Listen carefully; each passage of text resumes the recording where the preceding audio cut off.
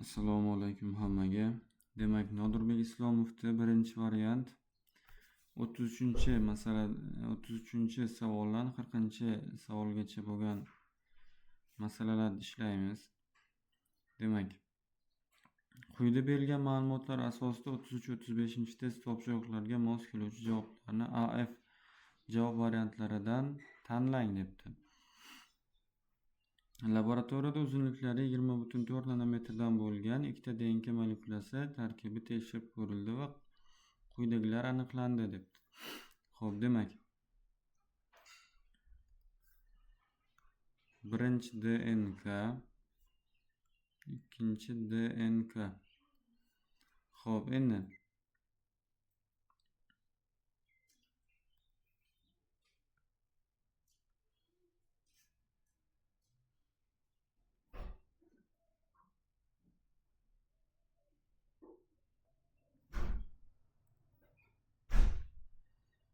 adenin to'g'risidan timin kelgan, guanin, sitozin,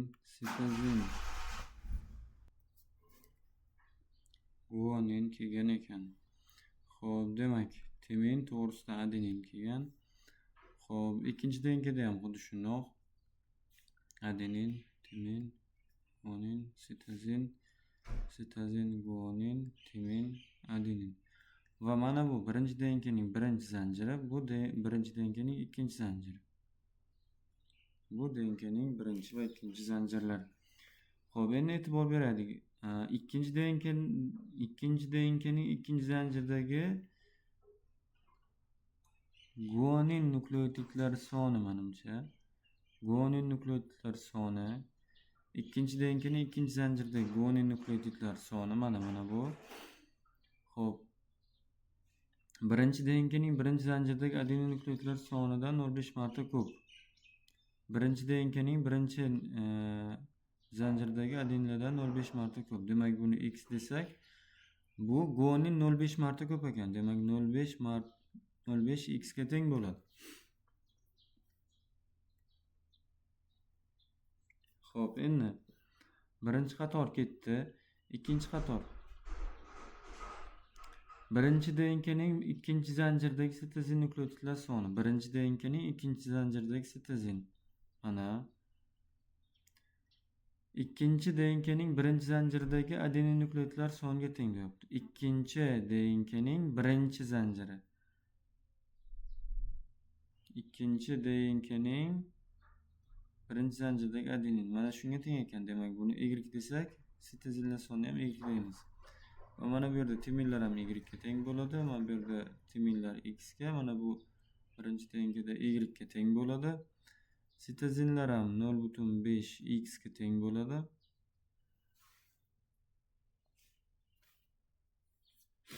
Xo'p, endi ikkinchi qator ham ketdi. Uchinchi qator. Birinchi DNKning ikkinchi zanjiridagi adenin nukleotidlar soni.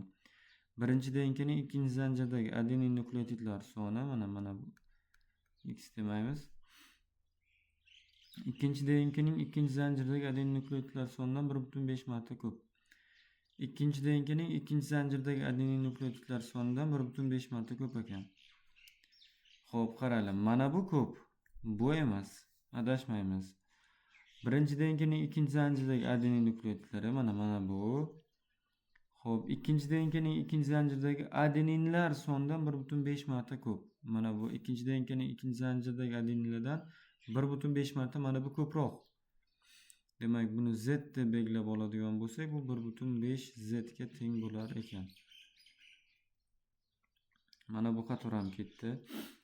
Xo'p, ikkinchi DNKning birinchi zanjiridagi guanin nukleotidlar soni. Ikkinchi DNKning birinchi zanjiridagi guanin nukleotidlar soni mana bu nazarda tutilyapti.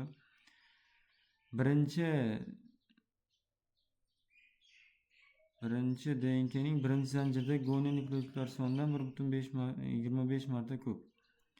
Birinchi DNKning birinchi zanjiridagi guanin.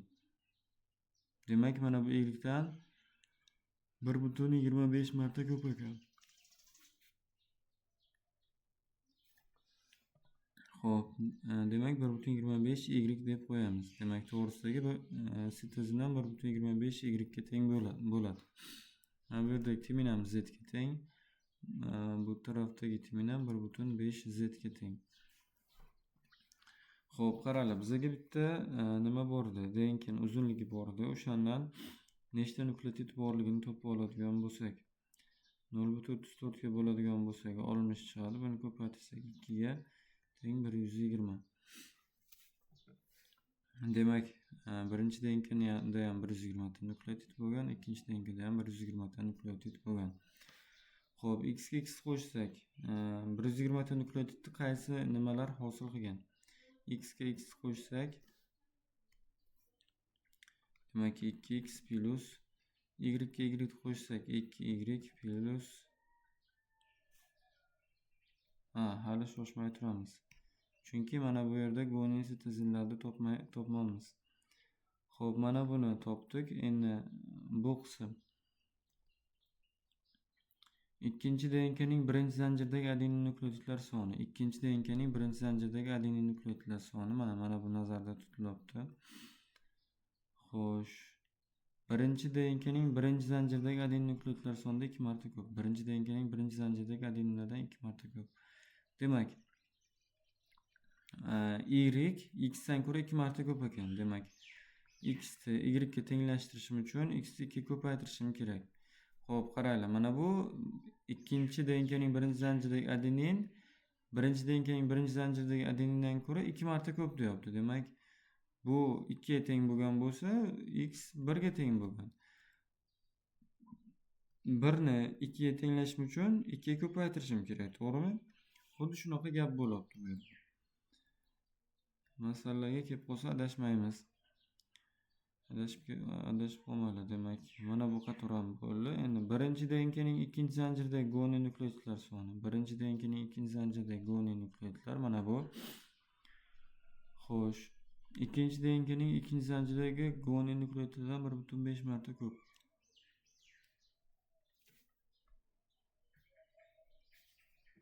Ikkinchi DNKning ikkinchi zanjiridagi gonindan, demak, mana bu ikkinchi DNK, mana bu ikkinchi zanjir, mana bu goninlardan 1,5 marta ko'p. Demak, 0,5 ni 1,5 ga ko'paytiradigan bo'lsak, 0,75x bo'ladi. Xo'p, sintezin ham 0,75x ga teng bo'lar ekan, bundan kelib chiqadi. Xo'p, endi hisoblasak bo'ladi. Tenglamani birinchi qator mana shu, shpargalkasi bor. Bu qator ham ketdi. Xo'p, x ga x qo'shsak 2x plus y ga y 2y plus 0,75 ga 0,75, demak 1,5x plus 1,5 ga 1,5 3z teng shu 120 ta nukleotid berish kerak ekan. Xo'p, endi ikkinchi DNK y ga y ni qo'shsak 2y plus 1,25 y ga 1,25 ni qo'shsak 2,5y plus 0,5 ga 0,5 qo'shadigan bo'lsak x plus z ga z qo'shadigan bo'lsak 2z teng 120 ta nukleotidni berish kerak ana shu. Xo'p, mana shu tenglama bo'ldi. Endi buni ixchamlashtirib olishimiz kerak. Xo'sh, 2x ga 1,5x qo'shsak 3,5x plus 2y plus 3z teng 120 ni berish kerak ekan. Xo'p, 2y ga 2,5y qo'shadigan bo'lsak 4,5y plus x plus 2z teng shu 120 ta nukleotidni berish kerak ekan va 2x ni o'rniga 1y qo'ysak bo'lar ekan yoki 1y ni o'rniga 2x qo'ysak bo'lar ekan degan tenglamalar sistemasi kelib chiqdi.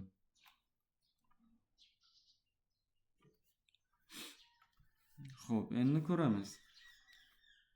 Demak, 2x imiz 1y ga teng ekan. Xo'p, y'larni x ga o'tkazib oladigan bo'lsak, mana bu 2y o'rniga necha x qo'yaman endi? 2y ga necha x to'g'ri keladi deb proporsiya qiladigan bo'lsak, demak 2x ni 4y ga ko'paytirib 1y ga bo'ladigan bo'lsak, 4x kelib chiqadi. Demak, 4x ni mana buni o'rniga qo'ysam bo'lar ekan. Xo'p, 4,5y ham turibdi bizga. 4,5y ga necha x qo'yamiz desak, Hop 2x ni 4,5 y ga ko'paytirib 1 ga bo'ladigan bo'lsak 9x kelib chiqadi. Demak, biza mana bu qismga 9x qo'shishimiz kerak ekan. Hop, tushunarli bo'lgan. 3,5x plus mana buni o'rniga 4x qo'yaman. 4x plus 3z teng 120 ekan. Hop, endi 4,5x o'rniga 9x qo'yaman. Plus x plus 2z teng 120. Hop, tenglamani o'zidan-o'zi mana bu qism yo'qolib ketdi. Chunki o'rniga qo'ydik. Hop, ixchamlashtiradigan bo'lsak, x ile x qo'shadigan bo'lsak, demak 7,5x plus 3z teng 120.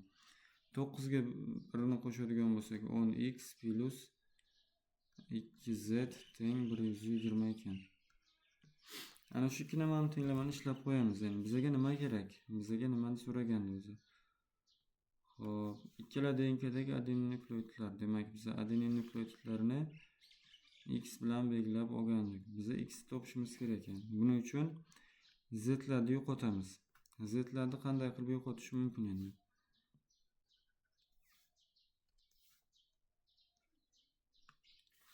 Hop, qaranglar, pastga 2z turibdi, tepaga 3z turibdi. Demak, pastni 1,5 ga ko'paytiradigan bo'lsak, zlar tenglashib ketadi, to'g'rimi? Tenglashadi, ayiradigan bo'lsak yo'qolib ketadi. Tepani hech narsa ko'paytirmaganman, shuning uchun 7,5 ni o'zini yozib olaman. 7,5x plus 3z teng 120. Hop, 1,5 ni 10 ga ko'paytiradigan bo'lsak, 15x plus hop 1,5 ni 2z ga ko'paytiradigan bo'lsak, 3z teng 1,5 ni endi 120 ga ko'paytiradigan bo'lsak, 180. Hop, endi ayiramiz. 3z bilan 3z qisqarib ketdi. 15x dan 7,5x ayirsak, 7,5x teng. Hop, 180 dan 120 ni ayiradigan bo'lsak, 60. X teng bizada 8 kelib chiqar ekan. Xo'sh, x ni 8 ligini bilib oldik. Endi y topib qo'yadigan bo'lsak, bizga qanaqa formula bor edi? 2x teng y ga degan formula bor edi. Xo'p, x nechiligini bilib oldik hozir. X ko'paytiramiz. X o'rniga 8 qo'yaman, chunki x teng 8 ga ekan, y. Xo'p, y'imiz necha teng bo'lgan ekan? 2 ni 18 ga ko'paytirsak 16 ga teng bo'lgan ekan. Xo'p, qo'yib chiqamiz endi. Bir yo'li z ni ham aniqlab ketamizmi? Mayli, shu z ni ham aniqlab ketaylik. Bizga eng oson usul mana bu usul. Chunki 10 bor. Ko'paytirib bo'lishga oson. Z ni aniqlab olamiz endi ana shundan. 10x plus 2z teng 120.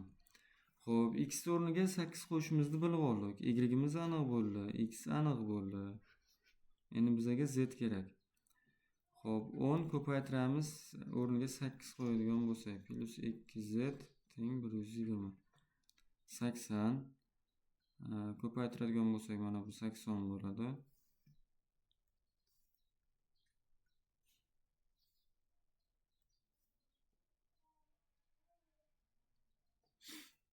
Xo'p, 80 bu tarafga o'tadigan bo'lsa 2z teng 120 minus 80. Xo'p, 2z teng 40. Z teng 20 ekan. Mana z ni ham aniqlab oldik.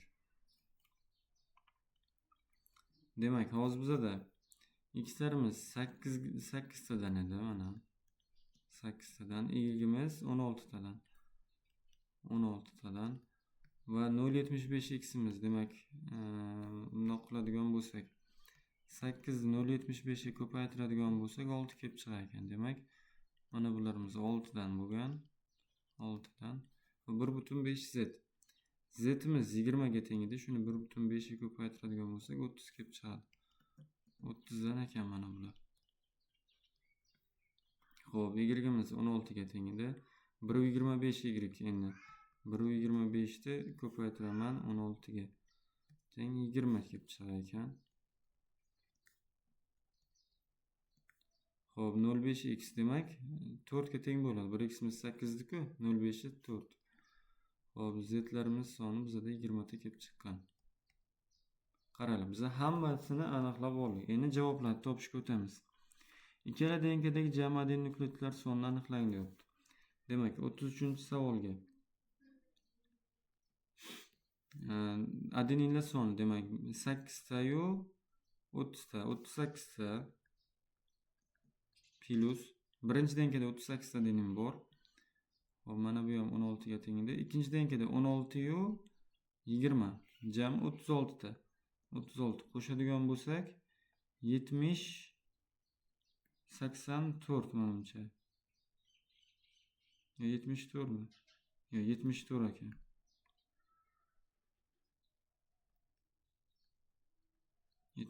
Demak, bizda 33-savolga D javobimiz to'g'ri bo'lar ekan.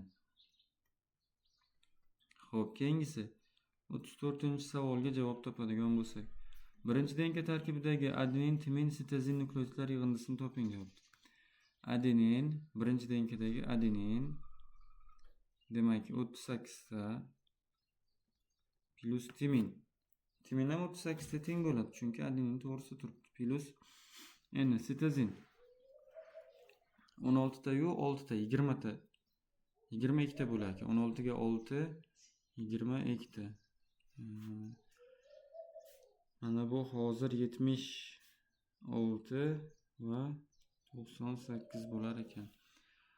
Bizaga 34-savolga hozir 33 ga D javob to'g'ri bo'lgan bo'lsa, 34 ga B javob to'g'ri bo'lar ekan. Endi 35 ga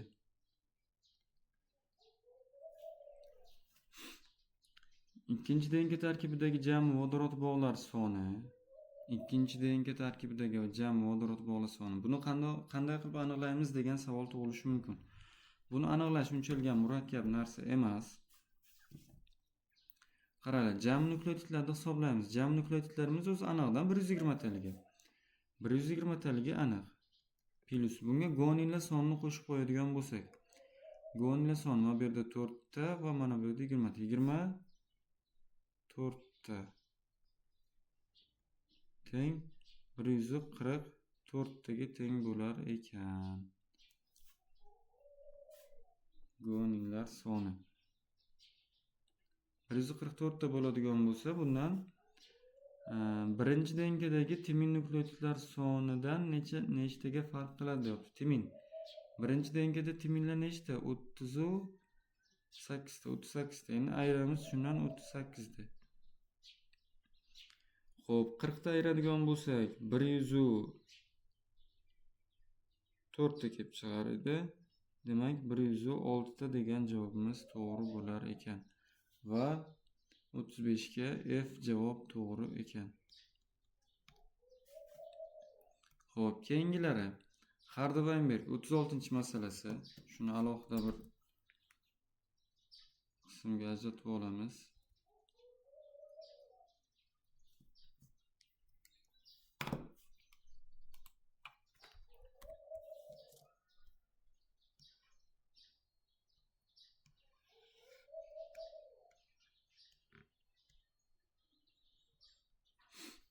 Xo'p, bizda nima deyapti?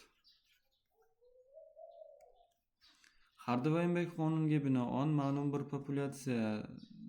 bir odamlar populyatsiyasi o'rganilganda sepkillilik geni uchrash chastotasi sepkilsizlik uchrash chastotasidan 40% ga kam ekanligi aniqlandi.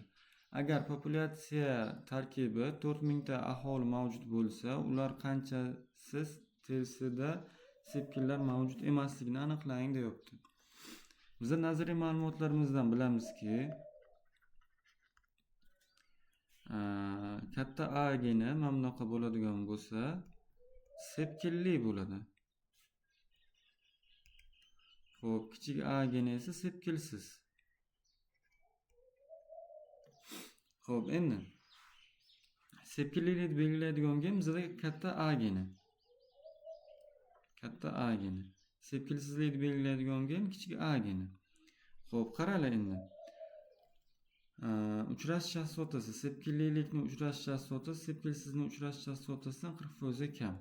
Qaranglar, sepkillilikni uchrash chastotasini x desam, sepkilsizlikniki undan 40% sepkillilik 40% ga ko'p ekan. Xo'p, x plus 40 deb belgilab olaman. Jami necha foiz bo'lishi kerak? Jami 100% bo'lishi kerak. Endi shuni yozamiz. X plus 40 teng 100%. Xo'p, 2x 100 dan 40 ayiradigan bo'lsak 60 x teng 30 ekan. Demak, buni chastotasi 30% va buniki 30 plus 40 teng 70% ekan. Kichkina a ni uchrash chastotasi 70%. Xo'p, agar populyatsiyada 4000 ta aholi mavjud bo'lsa, ularning qanchasi sepkillilik mavjud emasligini aniqlang deyapti. Qaranglar, bitta formula bor-da. Katta A plus 2 ko'paygan katta heterozigota katta A va kichik a 100% berish kerak edi. Hardawaynberg qonuni bo'yicha. Keyin katta A bilan kichik A ni chastotasi ham 100% berish kerak edi. Endi shu bo'yicha ishlaymiz. Xo'p.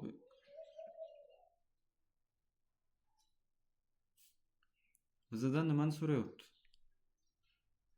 Sepkillar mavjud emasligini. Sepkillar mavjud emas. Demak, bizga nima kerak? Kichkina a kerak.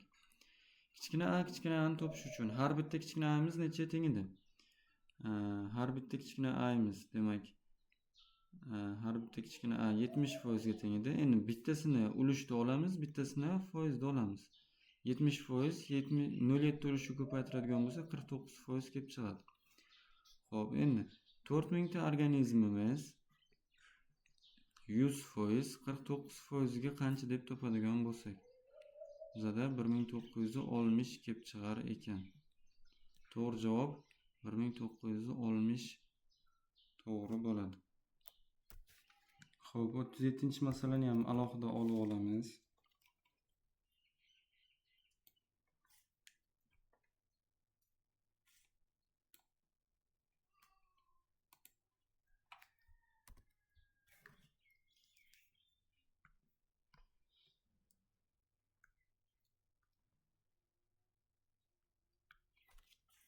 Xo'p, demak,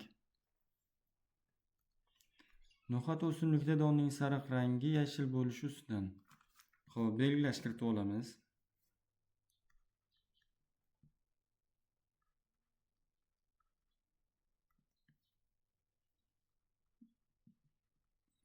Sariq don. Xo'p, yashil bo'lishi ustidan deyapti. Demak, kichkina a yashil. Xo'p, endi gultojbar demak dukkagining yashil rangi sariq bo'lishi ustidan deyapti. Demak, katta B gamozigota heterozigota yashil dukkak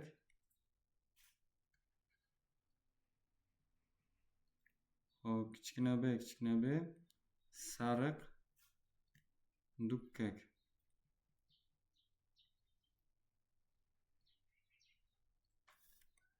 Xo'p, endi gultojbarlarning qizil bo'lishi oq rang bo'lishi ustidan. Demak, D deb belgilab olaman buni, gamozigota yoki heterozigota. Xo'p, qizil dukkak, qizil tojbarg. Xo'p, kichkina d oq tojbarg.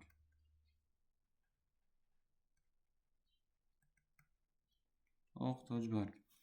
Xo'p, endi barcha belgisi bo'yicha heterozigota no'xatlar chatishtirilishi natijasida olingan avlodda jami 1920 ta organizm bo'lsa, ulardan nechtasi yashil donli, yashil dukkak, qizil gultojbargli no'xatlar ekanligini aniqlang deyapti. Xo'p, endi e'tibor beramiz. Buni ikki xil usul bilan ishlasa bo'ladi. Xudo xolasa. Xo'p, qaraylik. Demak, to'liq dominantlik qiladi deyapti birinchidan, ikkinchidan har xil avtosomo xromosomada joylashgan, ya'ni genlar bularda almashib ketadi. Barcha genlar bo'yicha heterozigota organizmni chatishtiriladi demak.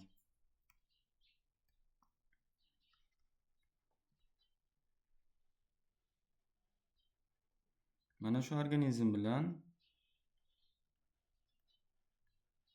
mana bu organizm chatishtirildi. Qaranglar, nechtadan gameta chiqadi? A ni tanlash imkoniyatim nechta? Demak, bitta katta A ni tanlash mumkin, bitta kichik A ni tanlash mumkin. Demak, ikkita. B'ni tanlash imkoniyatim nechta? Bitta katta A'ni, bitta kichkina B'ni. Bitta kichkina A'ni, bitta katta B'ni demoqchi edim. Xo'p, D ham xuddi shundoq. Ya'ni heterozigota bo'lsa tanlash imkoniyati ikkita bo'ladi. 2 ni 3 marta o'z-o'ziga ko'paytirsak 8 ta gameta chiqar ekan. Xo'sh. 8 ta gameta yozib olamiz. Xo'p, bizga kengroq joy kerak.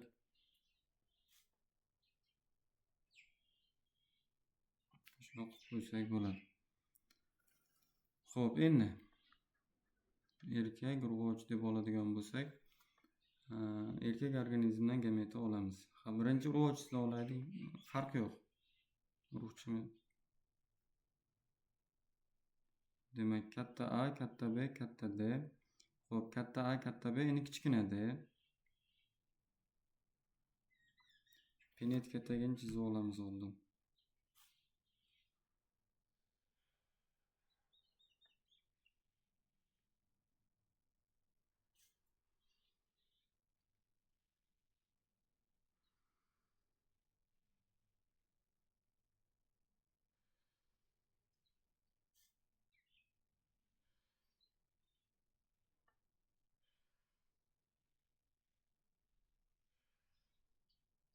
Bir, 2, 3, 4, 5.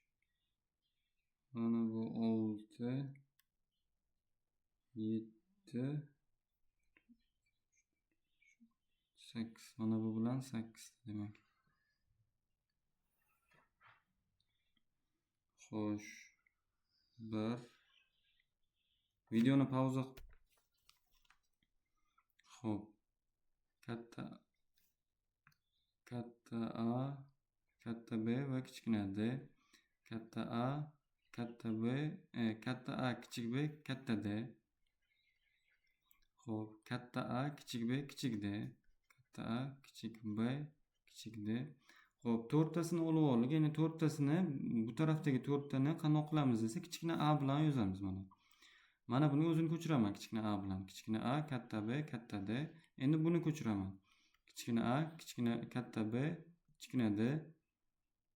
Xo'p. Bunisi katta D va kichkina B, kichkina B, kichkina D. Mana bu yerda gametalar ham xuddi shunaqa bo'ladi. Katta A, katta B, katta D.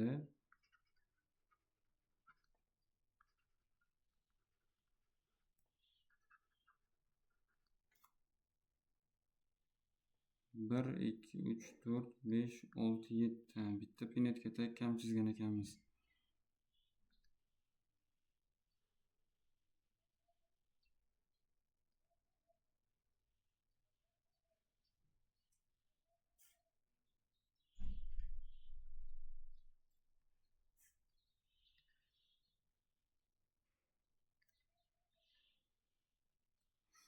Xo'p, demak. Kichkina A bilan olaman endi shuni.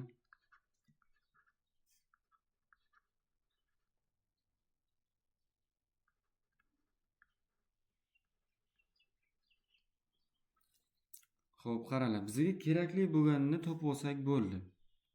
Qolgani shart emas. Bizga nima kerak? Xo'p, yashil donli deyapti. Yashil donli bo'ladigan bo'lsa, kichkina A bo'lishi kerak. Alohida rang bilan belgilab qo'yaman buni. Kichkina A va yashil dukkakli bo'lishi kerak. Yashil dukkakli bo'lish uchun katta B gamozigota yoki heterozigota bo'lishi kerak. Xo'p. Va qizil tojbarli. Qizil tojbar bo'lsa katta D bo'lishi kerak ekan. Xo'p, endi e'tibor beraylik. Biz hammasini ham belgilab o'tirishimiz yoki penet katagini xuddi boshlang'ich DNK o'rganayotgandek yozib chiqishimiz shart emas. Qaranglar, katta A bo'ldimi, mana bulardan chiqmaydi o'z-o'zidan. Mana bularda kichkina A bo'lganligi bilan mana bu tepada katta A borku, mana bunday bo'lib keladi-yu, baribir nimani yashil donlikni belgilab ketaveradi. Shuning uchun chiqmaydi bulardan.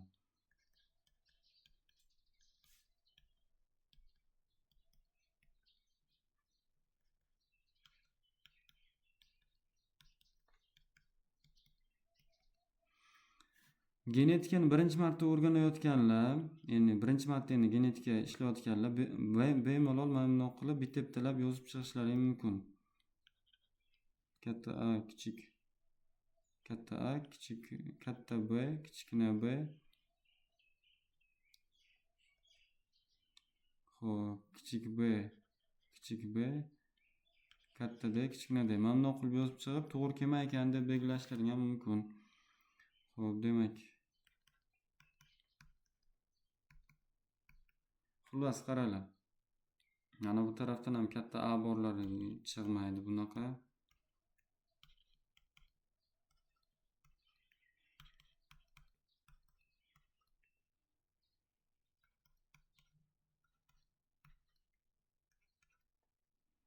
Xo'p, endi mana bulardan qidirishimiz kerak o'shani. Xo'p, mana bu organizm to'g'ri keladi, chunki kichik A, katta B, katta D bo'ladi. Demak, to'g'ri keladi. Xo'p, mana bu organizm to'g'ri keladi.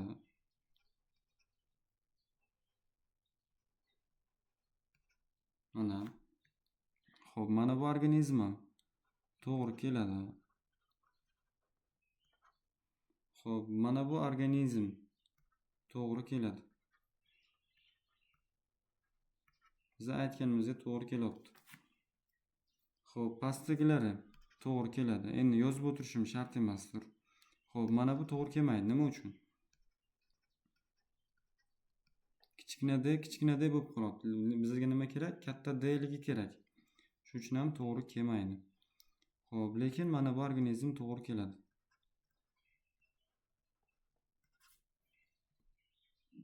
Xo'p, mana bu organizm ham to'g'ri kelmaydi, chunki kichkina D kelib qoladi.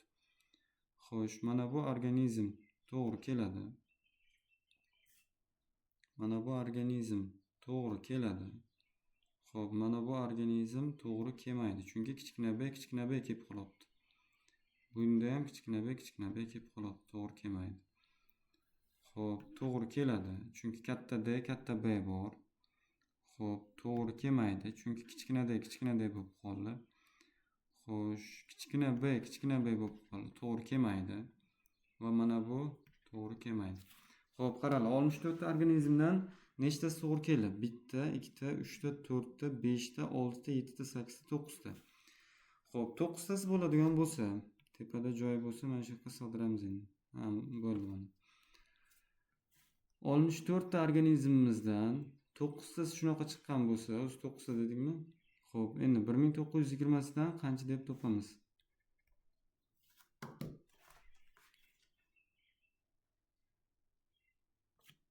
Xo'p, 1920 ni ko'paytiramiz 9 ga, bo'lamiz shuni 64 ga. 270 degan javobimiz to'g'ri bo'lar ekan.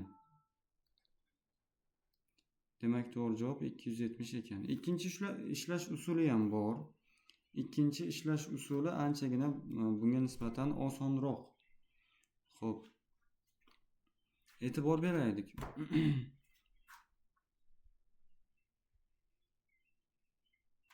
Xo'sh. Barcha genlarni bir-biriga chatishtirgan paytimiz, qizil rang bilan yozaman buni.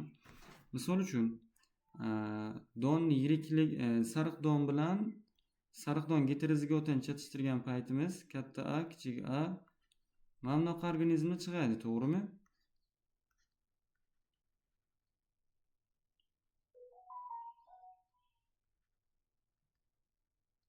Ya'ni hozir bu yerda genotipik nisbat kerak emas, bizga fenotip kerak. Fenotip bo'lsa, mana bularda hammasi sariq donli. Mana bu sariq donli va mana bu yashil donli bo'ladi. 3 ga 1 nisbat, to'g'rimi? Bizda uchala genimiz ham xuddi shunaqa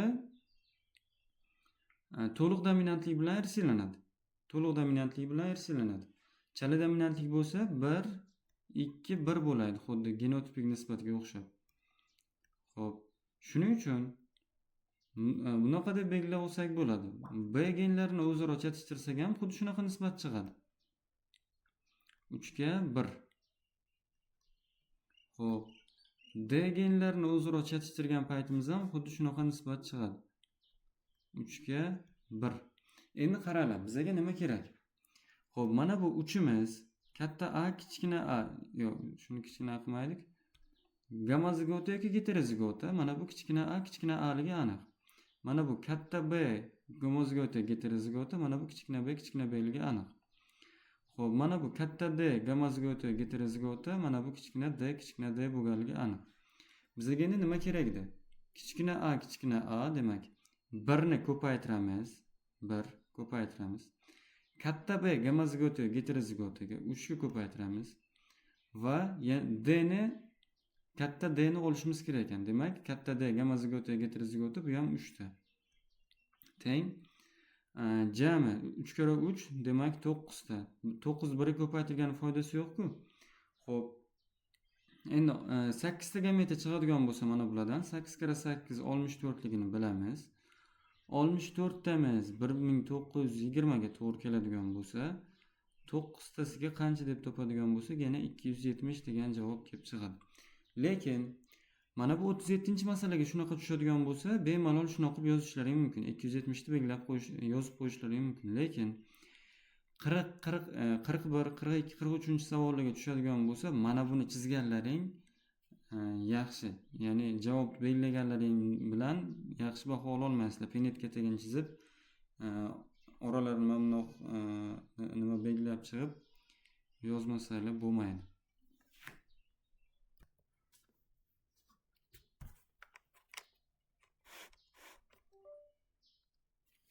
Xo'p, demak 37 ishlandi. 38 tog'arpa o'simligida barglarning antioksidan rangini yuzaga chiqarish A, katta A, yashil rangni yuzaga chiqarish resessiv A demak. Xo'p, 100 metr kvadrat maydonda o'sayotgan 1500 ta o'simlikdan 600 tasini barglari yashil bo'lsa, 50 metr kvadrat maydondagi o'simliklarning nechtasini bargi antioksidan rangga ega bo'ladi? Xo'p, buni mana shu yerga ishlab tashlasak ham bo'ladi. Demak, 100 metr kvadrat maydonda 15000 ta o'simlik bo'lsa, 50 metr kvadrat maydonda demak 7500 ta o'simlik bo'ladi. Xo'p, endi 7500 ta o'simlikni tarkibida shuna 600 tasi yashil rangli bo'lsa, demak 7500 tasining ichiga qanchasi yashil rangli deb proporsiya qiladigan bo'lsak, xo'p, 300 ta kelib chiqadi. 300 ta bo'lsa, jami 7500 ta edi. Shundan yashil ranglisini ayiradigan bo'lsak, bizga faqat antioksidan, ya'ni qizil ranglisi kelib chiqadi. Antioksidan 7200 ta ekan. Demak, 38-masalaga 7200 degan javob to'g'ri bo'ladi. Xo'p, 39-masala drozofila membrashasining ko'zlarining qizil rangli bo'lishi. Buni ham shu yerga ishlab tashlasak bo'ladi. Unchalik ham qiyin narsa emas.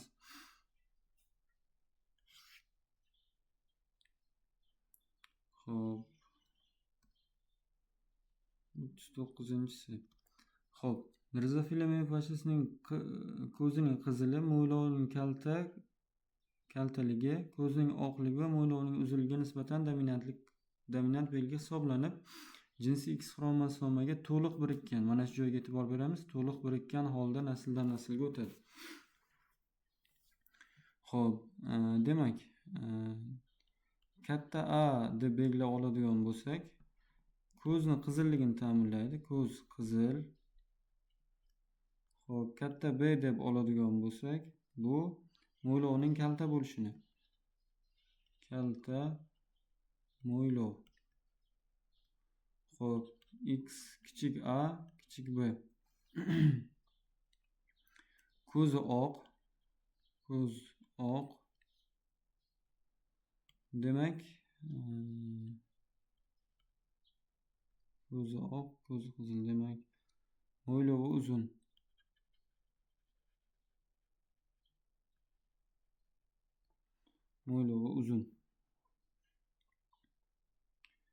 Xo'p, qanotining kalta bo'lishi esa uzun bo'lishiga nisbatan resessiv belgi bo'lib, avtosom xromosomada joylashgan holda nasldan naslga o'tadi. Xo'p, D deb belgilab olamiz buni. Gamozigota yoki heterozigota. Mana bu chiziqcha katta D bor yoki kichkina D bor degani. Xo'p, bu kalta bo'lishi uzun bo'lishiga nisbatan retsissiv belgi bo'lib, avtosomada. Kalta bo'lishi uzun bo'lishiga nisbatan retsissiv deyapti. Demak, mana bu uzun qanot. Xo'p, kichkinada kalta qanot.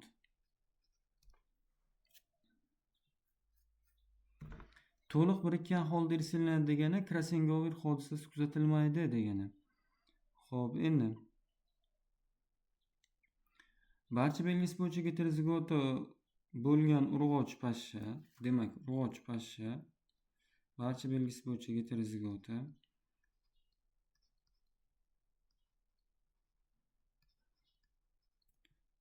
tirik heterozigota deyiladi bu. Endi ushbu belgilar bo'yicha retsissiv genotipli erkak pashsha bilan chatishtirildi. Ushbu gen bo'yicha retsissiv. Xo'sh, endi Y va kichkina d. Xo'sh, chatishtirildi. Natijada F1 da olingan 1200 ta pashshalarning 25% ko'zi qizil, mo'ylovlari uzun. Ko'zi qizil, mo'ylovi uzun. E'tibor beraylik. Ko'zi qizil, mo'ylovi kalta bo'lishi mumkin, lekin ko'zi qizil, mo'ylovi uzun bo'lishi mumkin emas. Chunki bu yerda Krassengover hodisasi kuzatilmaydi. Demak, dominant genni birini otasidan olgan bo'lgan, birini onasidan olgan bo'lgan. Xo'p, buni yozib ko'rsata qolay. Yozmasam menimcha tushunmaysizlar.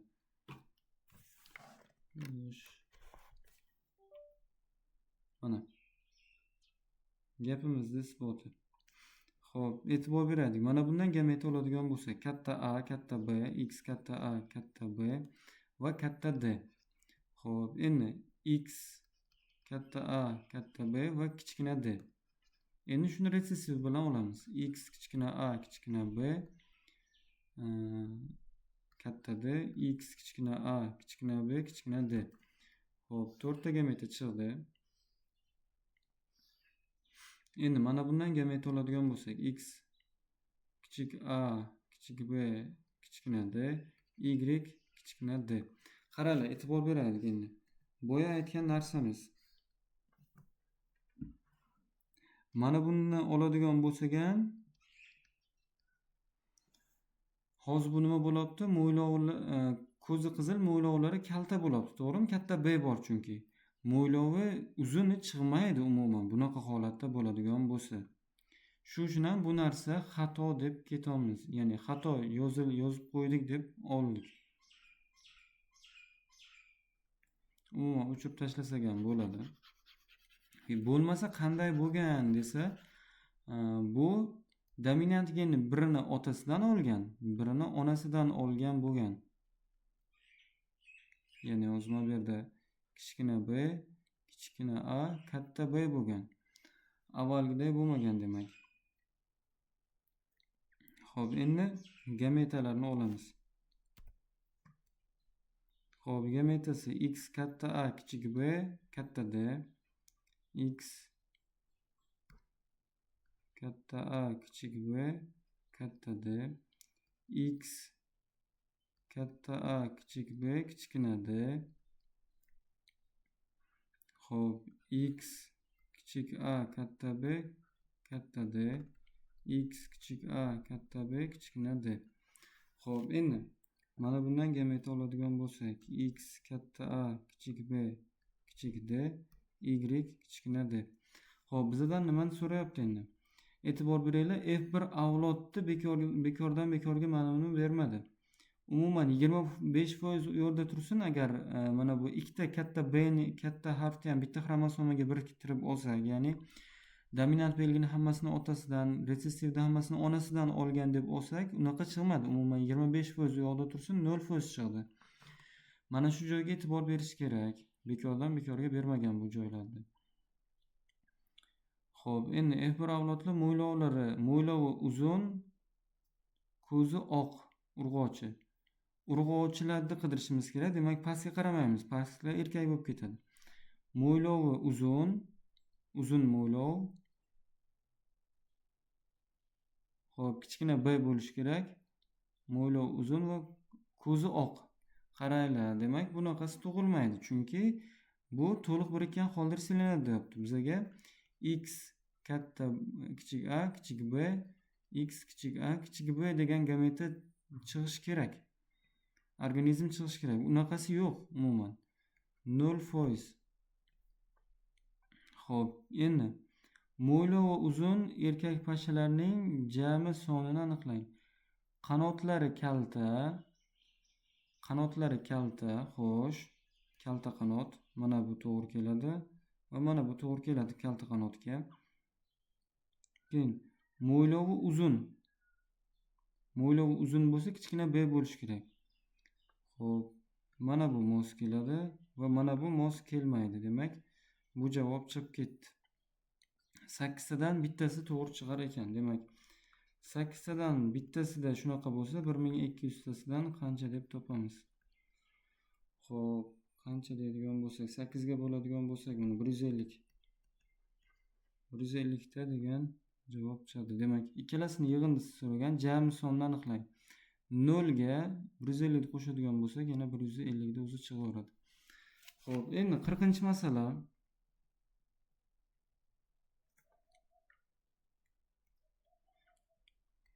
Masala. Oktoploid navli karam o'simligida chang donasi yetilganda mikrosporasitning 75% meyoz bo'linib mikrospora hosil qildi. Hosil bo'lgan mikrosporalarning 5 dan 3 qismi ketma-ket 2 marta mitoz bo'lib chang donasini hosil qildi. Hosil bo'lgan chang donalarining 3 dan 1 qismi spermiy hosil qilishda qatnashdi. Hosil bo'lgan spermiylarning 9 dan 5 qismi urug'lanishda qatnashdi. O'simlikda 180 ta urug' hosil bo'ldi.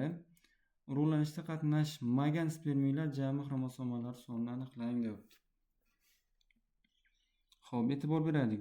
Qo'sh urug'lanishda bitta urug' hosil bo'lishi uchun ikkita spermiy qatnashadi. Demak, 180 tasi uchun 360 ta spermiy qatnashgan. Endi shu spermiy, 360 ta spermiyimiz 5 qism bo'lsa, jamisi 9 qism ekan. Xo'p, ishtirok etmagan necha qism bo'ladi? 4 qism bo'ladi. 4 qismiga qancha deydigan bo'lsak, 4 ni 360 ga ko'paytirib 5 ga bo'ladigan bo'lsak, 720 yo 1440. 1440 ni 5 ga bo'ladigan bo'lsak, 288 degan javob kelib chiqadi. Yoki qaranglar, jamisini topib olib, jamisini 9 ga ko'paytiradigan bo'lsak, demak 3300 necha gram bo'ladi? 644 ming necha gram chiqadi? O'shandan hozir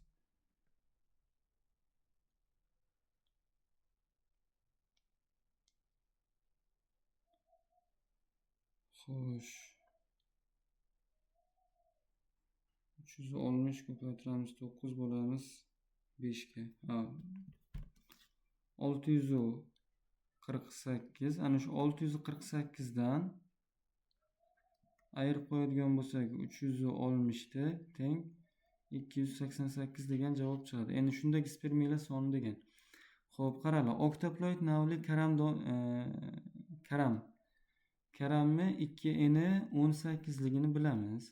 Oktoploid degani 8n degani. 8n necha bo'ladi?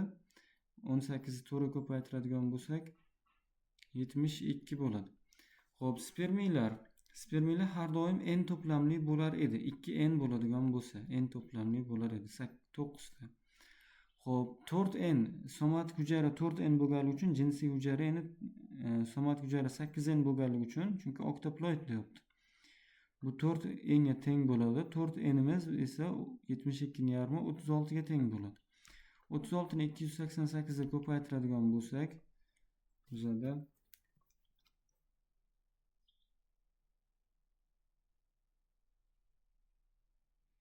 10.368 degan javob kelib chiqar ekan. 368. Mana shu javob to'g'ri bo'ladi. 10.368.